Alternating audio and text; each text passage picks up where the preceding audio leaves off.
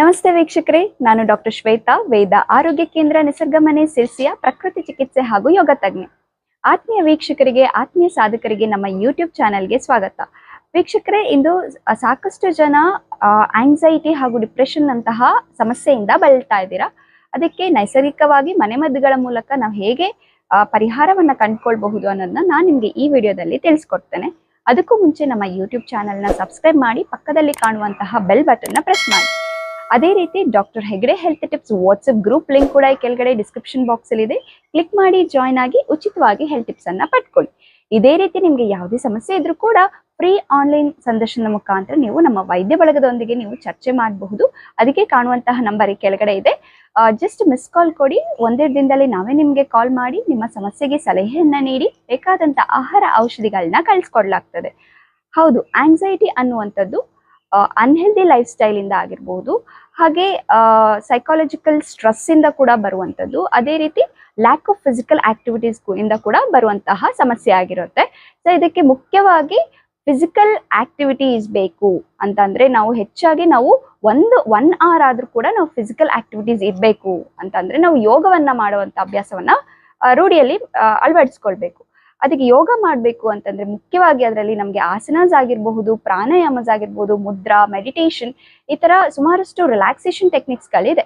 ಅದನ್ನು ಕೂಡ ನೀವು ಆಡ್ ಮಾಡಿಕೊಂಡು ಪ್ರತಿನಿತ್ಯ 45 ಮಿನಿಟ್ಸ್ ಇಂದ 1 ಅವರ್ ಅಷ್ಟು ನೀವು 1 ಅವರ್ ತನಕ ನೀವು ಯೋಗಾಭ್ಯಾಸವನ್ನ ಮಾಡೋದ್ರ ಮೂಲಕ ಮನಸ್ಸು ಮತ್ತು ದೇಹವನ್ನ ನೀವು ಹತೋಟಿಯಲ್ಲಿ ಇಟ್ಕೊಳ್ಬಹುದು.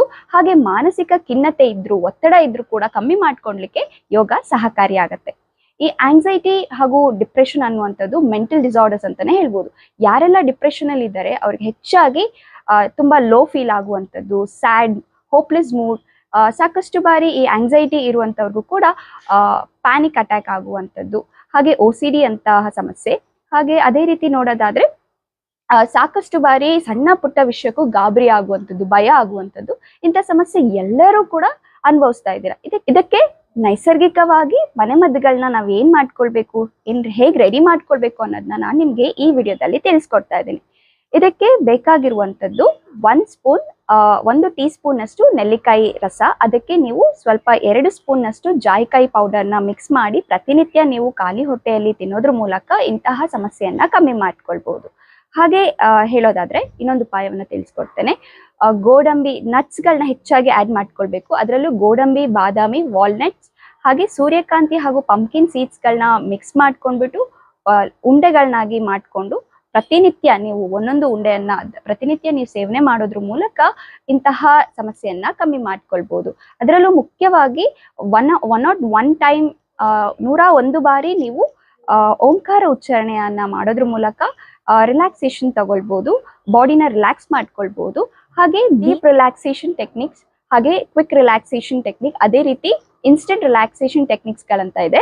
ಆ ಪ್ರೊಸೀಜರ್ಸ್ ಗಳನ್ನ ನೀವು ಡೈಲಿ ನೀವು ಮಾಡ್ಕೊಳ್ಳೋದ್ರ ಮೂಲಕ ಇಂತಹ ಮಾನಸಿಕ ಒತ್ತಡವನ್ನ, ಖಿನ್ನತೆಯನ್ನ ಒಂದು ಹಂತಕ್ಕೆ ಕಮ್ಮಿ ಮಾಡ್ಕೊಳ್ಬಹುದು. ಹಾಗೆ ಹೇಳೋದಾದ್ರೆ ಒಂದೆಲಗ ಅಂತ ಸಿಗತ್ತೆ. ಈ ಒಂದೆಲಗ ಒಂದು ಮುಷ್ಟಿಯಷ್ಟು ತಗೊಳ್ಬೇಕು.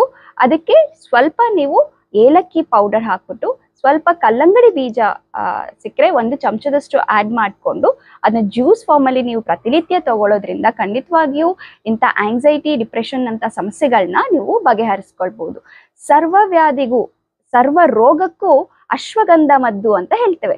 ಇಲ್ಲಿ ಅಶ್ವಗಂಧವನ್ನ ಕೂಡ ಪ್ರತಿನಿತ್ಯ ನೀವು ಬಳಕೆ ಮಾಡೋದ್ರ ಮೂಲಕ, ಅದೇ ರೀತಿ ತುಳಸಿಯನ್ನ ಕೂಡ ಬಳಕೆ ಮಾಡೋದ್ರ ಮೂಲಕ ಇಂಥ ಸಮಸ್ಯೆಯನ್ನ ಬಗೆಹರಿಸ್ಕೊಳ್ಬಹುದು. ಇನ್ನೊಂದು ಉಪಾಯವನ್ನ ತಿಳಿಸ್ಕೊಡ್ತೇನೆ. ಇದಕ್ಕೆ ಬೇಕಾಗಿರುವಂತದ್ದು ಪುದೀನ ಜೊತೆಗೆ ಸ್ವಲ್ಪ ಜಟಮಾಂಸಿ ಪೌಡರ್ ಸಿಗತ್ತೆ ನಿಮ್ಗೆ ಗ್ರಂಥಿಕೆ ಅಂಗಡಿಗಳಲ್ಲಿ.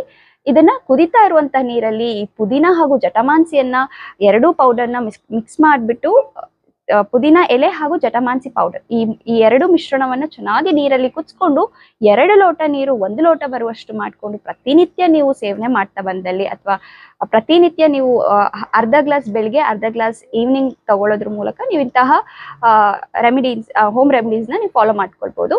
ಹಾಗೆ ಇನ್ನೊಂದು ಉಪಾಯವನ್ನ ತಿಳಿಸ್ಕೊಡ್ತೇನೆ. ಇದಕ್ಕೆ ಬೇಕಾಗಿರುವಂತದ್ದು ಶತಾವರಿ ಪುಡಿ. ಈ ಶತಾವರಿ ಪುಡಿ ಜೊತೆಗೆ ಸ್ವಲ್ಪ ನೀವು ನೆಲ್ಲಿಕಾಯಿ ಪೌಡರ್ನ ಮಿಕ್ಸ್ ಮಾಡಿ ಹನಿ ಜೊತೆಗೆ ನೀವು ಆ ಪೇಸ್ಟ್ ಅನ್ನ ರೆಡಿ ಮಾಡ್ಕೊಂಡು ಪ್ರತಿನಿತ್ಯ ಖಾಲಿ ಹೊಟ್ಟೆಯಲ್ಲಿ ತಗೊಳ್ಳೋದ್ರ ಮೂಲಕ ಇಂಥ ಸಮಸ್ಯೆಯನ್ನ ನೀವು ಕಮ್ಮಿ ಮಾಡ್ಕೊಳ್ಬಹುದು.